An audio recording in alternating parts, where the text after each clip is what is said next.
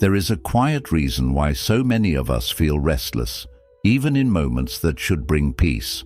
We chase happiness through achievement, through people, through control, but when we finally arrive, something still feels missing. It's not because we lack anything, it's because we're carrying too much. The teachings of the Buddha reveal that happiness isn't found in what we accumulate, it's found in what we release. The more tightly we cling to expectations, to past wounds, to fixed ideas about ourselves, the more we restrict the natural joy that wants to flow through us. Letting go is not weakness. It is not giving up. It is strength. It is a conscious choice to return to our true nature. In the words of the Buddha, you can only lose what you cling to. In this journey, we'll explore profound Buddhist lessons that gently uncover why letting go isn't just part of the path to happiness. It is the path itself. 1. Let go of control. You were never meant to hold it all. In today's fast-moving world, many of us believe that if we just control every part of our lives, we'll finally feel safe and happy. We try to manage everything: our jobs, our relationships, our future goals, even other people's opinions and behaviors. We make to-do lists, long-term plans, and backup plans for our backup plans. We think that the more control we have, the less stress we'll feel.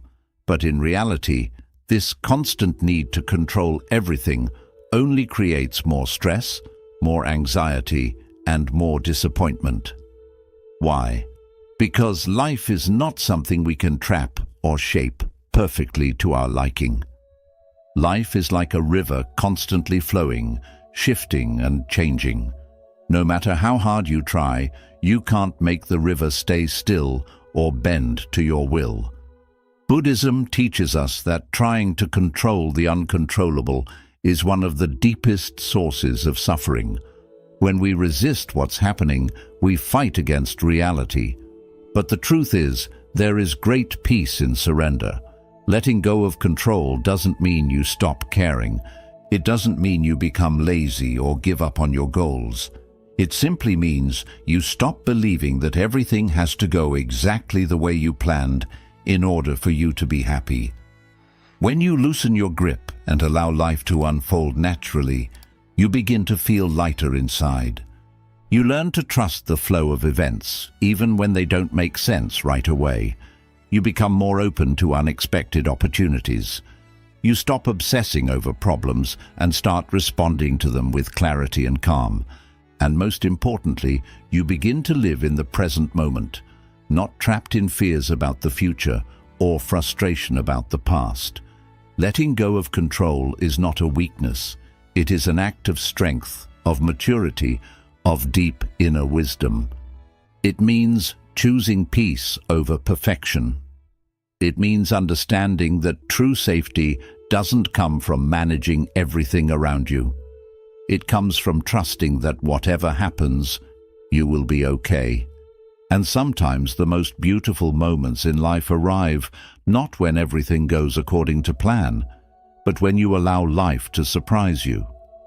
2. Let go of the past. Your scars are part of the story, not the end.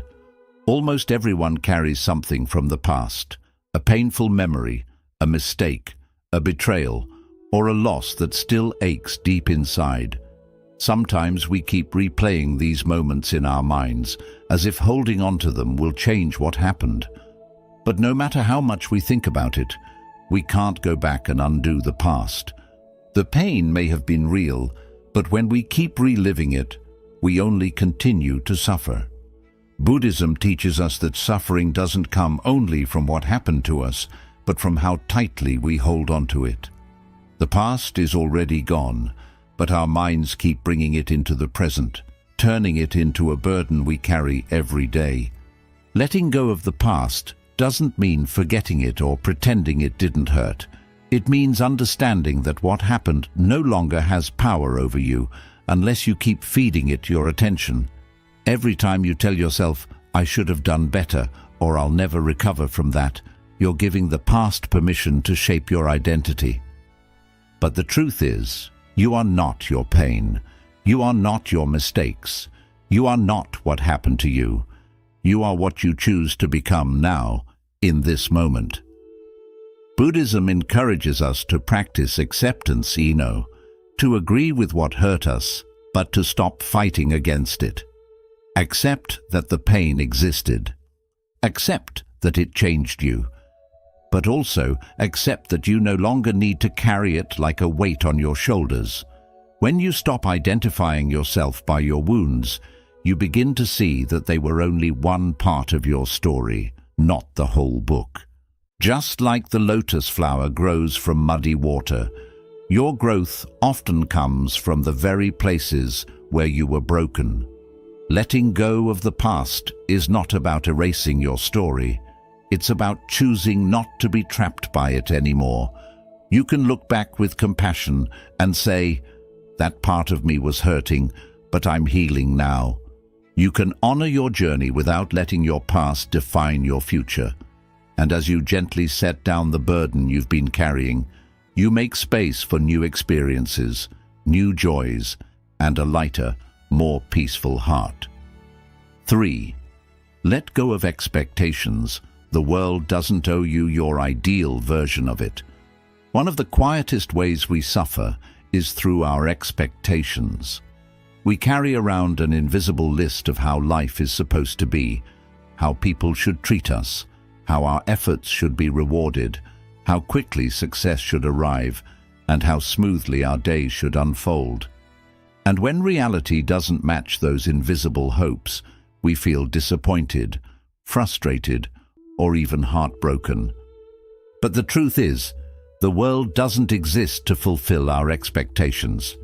People are not always going to say the right thing. Situations are not always going to go according to plan. And life is not always going to move at the speed or direction you imagined. Buddhism teaches us that expectations are often the root of our suffering. When we expect something and reality gives us something else, we resist, we fight. We ask, "Why isn't this happening the way I wanted?" But peace doesn't live in the gap between expectation and reality. It lives in your ability to embrace the moment, even when it looks different than you pictured. Think about how often your stress comes not from what's happening, but from the belief that it shouldn't be happening. For example, when someone is rude, your expectation that they should have been kind makes the pain worse.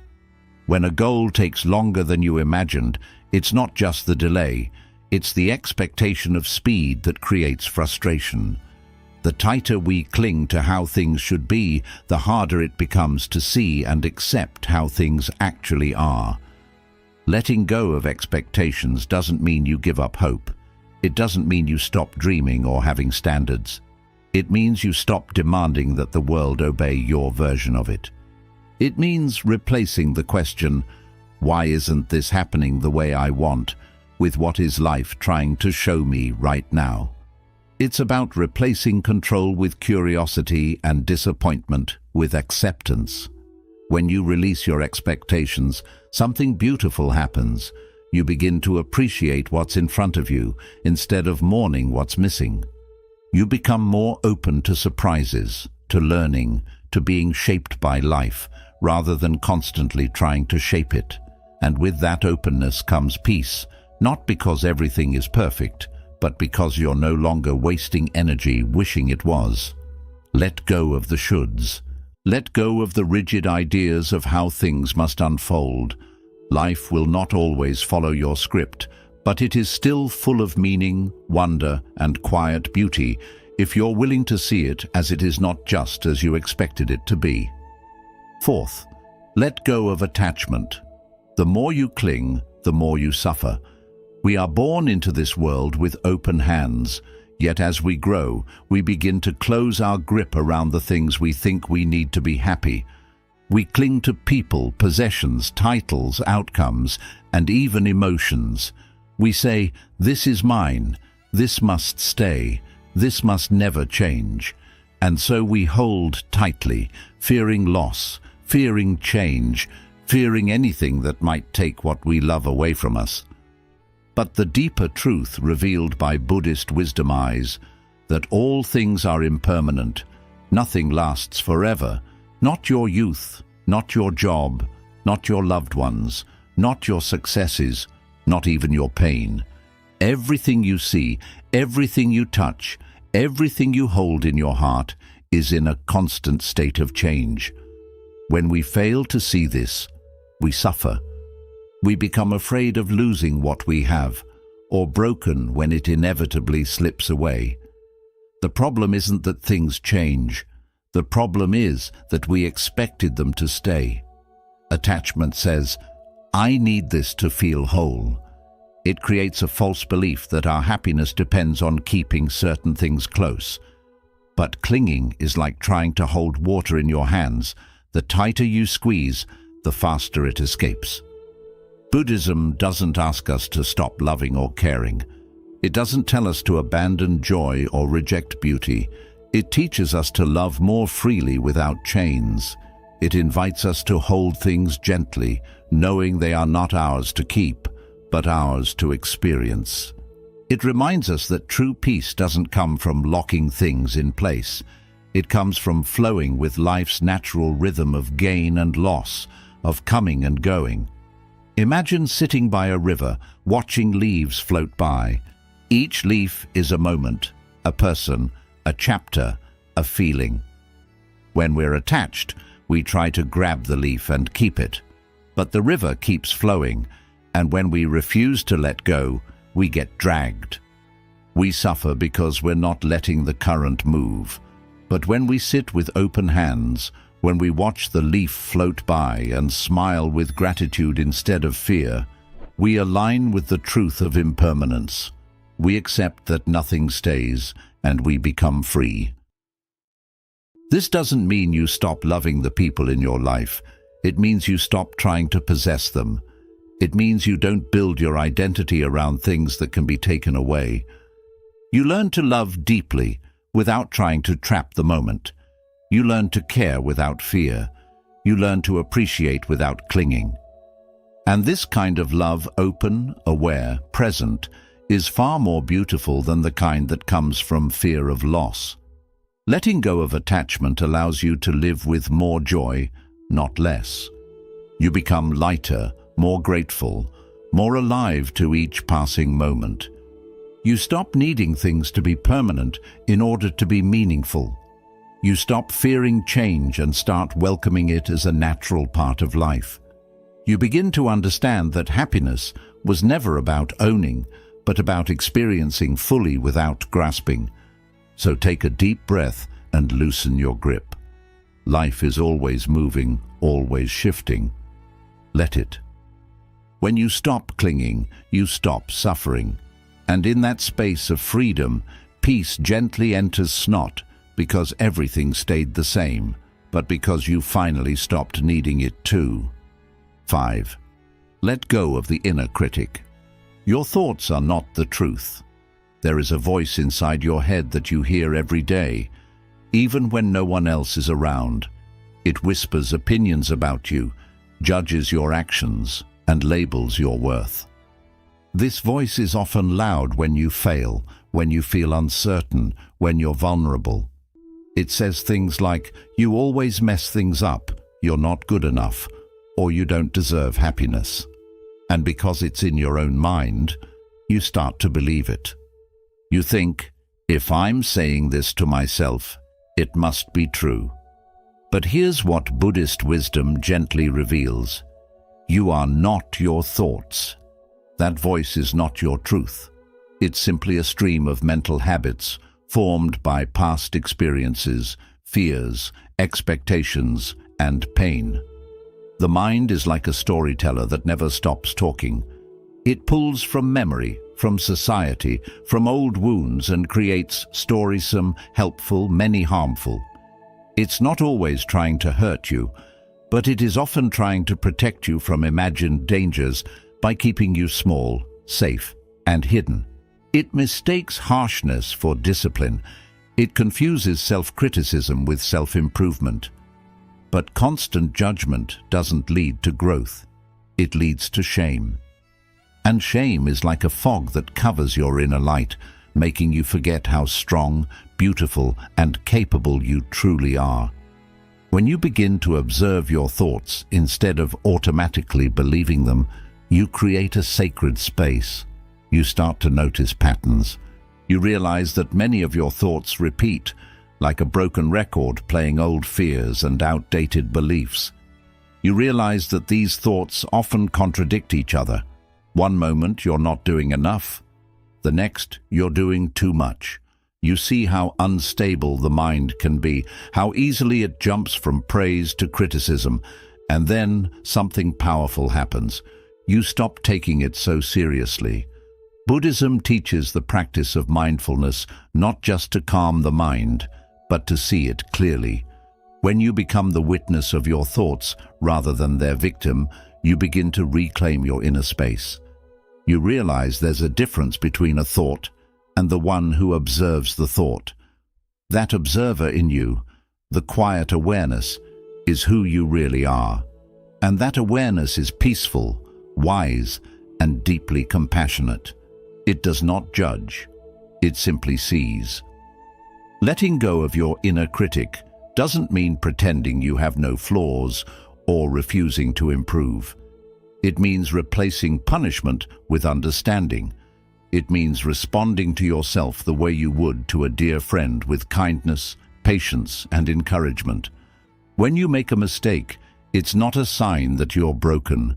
It's a moment for reflection, not rejection.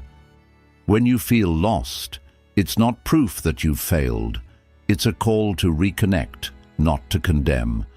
It's easy to think that being hard on yourself will make you stronger, but in truth, self-compassion is the real path to transformation, because when you feel safe within yourself, you're more open to growth. When you treat yourself with love, you naturally want to take better care of your mind, your body, and your choices. Not out of guilt, but out of deep respect for who you are. Letting go of your inner critic is not a one-time act, it's a daily practice. You catch yourself when the voice returns. You breathe. You question it. You offer a softer response. And over time, the harsh voice grows quieter. In its place, a new voice begins to emerge. Voice rooted in truth, not fear. It says things like, "You're learning, you're trying, you are enough." So, be gentle with yourself. You have carried so much for so long. You have survived battles no one knows about. You have walked through dark seasons and still shown up for life. You deserve a mind that treats you like a friend, not a battlefield. And the moment you stop believing every critical thought, you begin to step into your real power, not by fixing yourself, but by remembering you were never broken. Let go of the need for validation. Not everyone needs to understand your journey. As human beings, we are born with a deep desire to be seen, heard, and understood. From our earliest years, we look to the world around us as parents, our teachers, our peers for approval and acceptance. We want to be told, "You're doing well, you're enough, you matter." And while this is a natural longing, if we're not careful, it can become a silent chain around our spirit. We begin to live not for ourselves, but for the eyes of others. We shape our choices, our appearance, our dreams, and even our personality to please the people around us. We start performing, editing, and adjusting ourselves just to avoid judgment or rejection. But the deeper truth is this: not everyone will understand you. Not everyone will agree with your path. Not everyone will see your worth, your pain, your efforts, or your growth. And that's okay. You were never meant to fit into every frame. You were never meant to be understood by every mind. Buddhism teaches that clinging to the approval of others is just another form of attachment tone that slowly eats away at your peace. When you tie your self-worth to someone else's validation, you give them power over your joy. You become like a leaf in the wind, drifting wherever other people's opinions blow. And in the process, you lose sight of your own center. Letting go of the need for validation does not mean becoming cold or disconnected. It means learning to walk through the world anchored in your own truth. It means recognizing that your value doesn't rise or fall with praise or criticism. It means choosing your path because it aligns with your soul, not because it will win applause. When you live this way, something shifts inside you. You no longer need to convince anyone of your worth. You don't need to explain your every choice. You don't waste energy trying to prove yourself to people who were never meant to understand your journey. Think of the Buddha himself. He walked away from a life of royalty. He abandoned wealth, comfort, and power to seek something deeper, something the world could not offer. Many did not understand. Some criticized. Some rejected his path. But he did not beg for approval. He simply walked in truth, and through that courage, he lit the way for countless others. You too have that power within you. The power to live with quiet conviction. You don't have to shout to be heard. You don't have to explain your healing. You don't have to justify your boundaries, your solitude, or your joy. Sometimes silence is the loudest proof of self-trust. Sometimes walking away without resentment is the greatest act of strength. And here's the paradox. When you let go of the need to be validated, you often begin to attract deeper respect, because people sense when you are no longer performing. They feel the calm confidence in your presence. You're no longer trying to be liked. You're simply being real, and that authenticity is magnetic. But even if the world never sees your full depth, you must see it for yourself. You must become your own witness, your own supporter, your own safe place. This doesn't mean you isolate yourself. It means you learn to stand firmly in your inner knowing, even when the outside world offers nothing but silence. You begin to offer yourself the kind words you once waited to hear from others. You stop asking, "Do they understand me?" and start asking, "Do I understand myself?" Letting go of the need for validation is not about becoming indifferent. It's about becoming free. Free to be honest. Free to grow. Free to fail and rise again without shame. And most importantly, free to live your life according to your own light, not someone else's shadow. So if you feel misunderstood, take a deep breath. You are not lost. You are simply walking a path that was meant for your feet alone. Keep walking, keep growing, keep shining, even if no one claps. Because your journey is sacred and your peace is too important to place in someone else's hands. 7. Let go of the idea that you must find yourself. You were never lost. So many of us walk through life with the quiet belief that we are missing something, that we are incomplete, that we must go on a long, exhausting search to find ourselves, as if we are buried treasure hidden beneath the surface waiting to be discovered. We look outward, we travel far. We consume books, chase experiences, and compare our lives to others, all in the hope that one day we'll finally feel whole. We ask questions like, who am I really? And what is my purpose? And when the answers don't come easily, we feel more lost than ever. But the teachings of Buddhism invite us to stop looking outward and start returning inward. They offer a radical, liberating truth. You do not need to find yourself. What has happened you were never that your true lost. Self has been covered layer by layer by years of conditioning, fear, expectation, and noise. You've been told who you're supposed to be. You've been taught to wear masks. You've been pushed to chase goals that were never really yours. And in the process, you've simply forgotten the quiet essence of who you are. Letting go of the idea that you must find yourself is not about giving up. It's about realizing that your journey is not one of discovery, but one of remembering. You are not a puzzle to solve. You are not a machine that needs to be fixed. You are already whole beneath the noise, beneath the doubt. And your real task is not to become someone new, but to gently peel away everything that is not you. This process is not dramatic. It is not loud. It does not require the world's applause. It is quiet and sacred. It's the moment you stop trying to impress, the moment you stop chasing an image, the moment you stop asking, "Am I enough?" and begin to live from the knowing that you are. Your true self is not found in titles, in labels, in achievement. It is found in your stillness, in your breath, in your presence, in the calm you feel when you are no longer pretending. Buddhism teaches that the self is not fixed.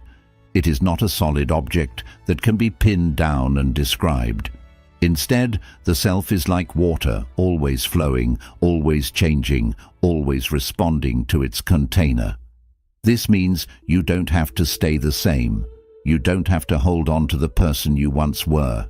You don't have to limit yourself to the identity the world gave you.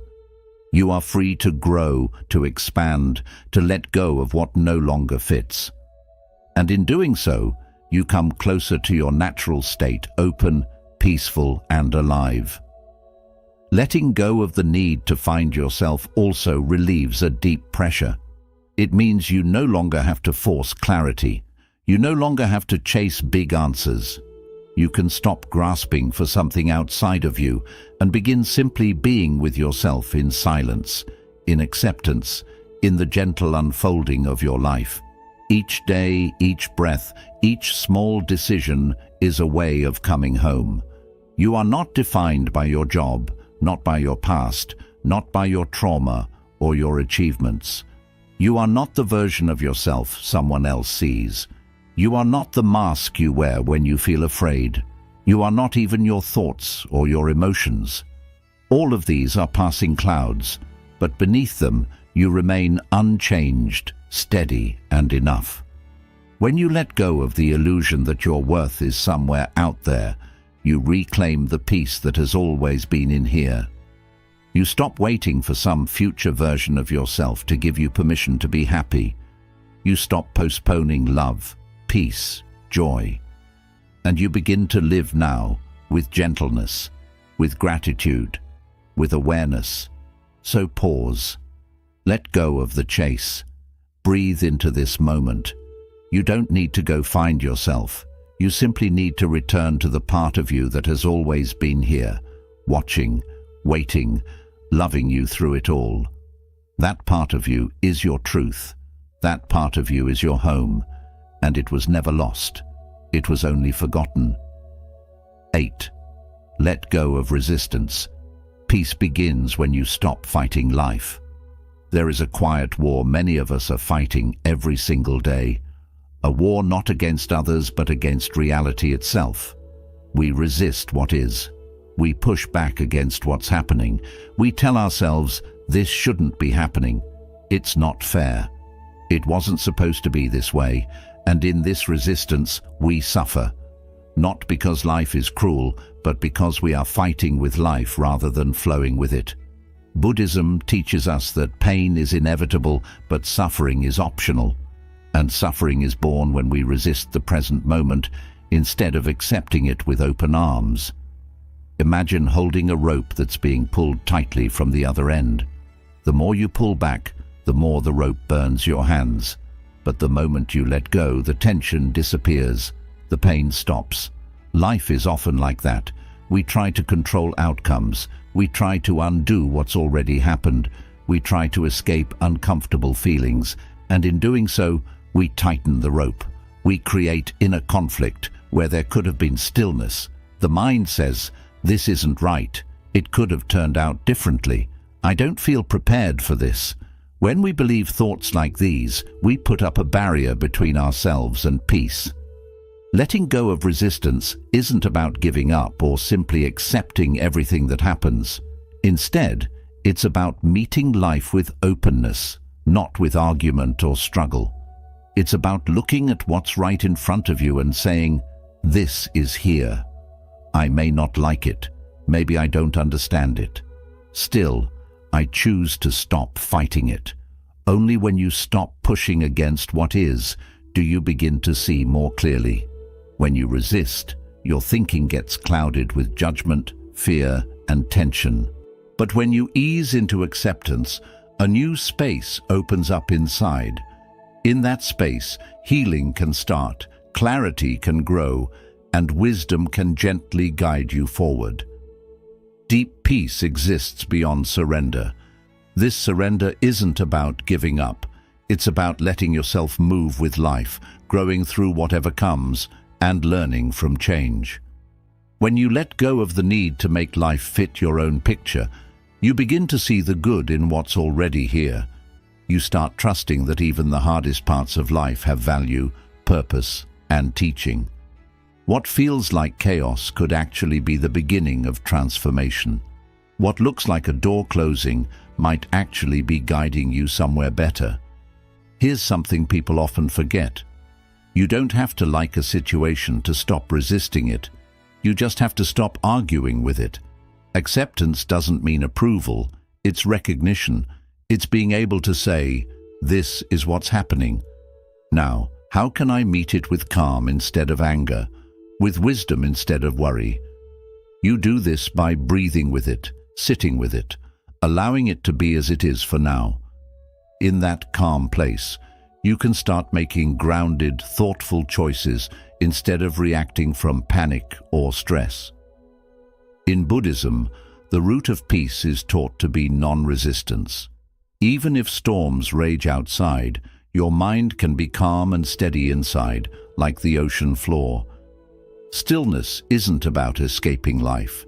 It comes from holding each moment gently, not running or denying, but welcoming even the hard times with a heart that says, I will walk through this too. When you stop resisting, you make space for life to move again. You stop holding your breath. You stop bracing for what's next. You start relaxing into your own strength. You begin to believe you can handle whatever comes. This trust brings a different kind of strength, not from forcing things to change, but from changing within. If you feel tired of fighting or worn down, wishing things would change, pause, step back, and let go. Allow life to be just as it is, even for this moment. Let go of the struggle. Release the need for things to be perfect before you can feel peace. The truth is, peace starts not when life changes, but when you do, when you start allowing instead of resisting, when you move with the flow instead of trying to control it, when you rest in the stillness of right now instead of running. We often think happiness is something we must chase or something we earn with struggle and success. But what if happiness isn't hidden in a future goal, someone else's approval, or a perfect life? What if happiness is right here, quietly waiting beneath everything you carry? The Buddha's teaching reminds us, happiness isn't about getting more, but about letting go. Let go of control. Let go of the past. Let go of strict expectations. Release the thoughts and attachments that weigh you down. Every burden you set down isn't a loss. It's coming back to yourself. It's a return to peace, to the calm under all the noise. You don't have to fix everything to feel better. You don't have to wait for a perfect life to feel free. All you need to do is loosen your grip. Start unlocking the chains you've put around your own heart. Trust that letting go isn't giving up. It's making space. Space for healing, space for growth, space for truly being present. In that space, your truest self, untouched by pain, fear, or failure, comes alive again. You aren't here to carry the world. You are here to live with lightness, clarity, and love. That begins not by holding on tight, but by letting go of what no longer helps you. The more you let go, the more you let life move. The more you trust, the more peace finds you. The more you surrender, the more you remember. You were never broken, only covered up. So walk gently now. Be kind to yourself. Let go, little by little. Watch how happiness, like sunlight breaking through clouds, starts to shine where the heaviness once lived, not as a reward, but as your true nature, the state you were always meant to return to. Happiness isn't what you get when life becomes easy. It's what you reveal when you stop needing life to be different.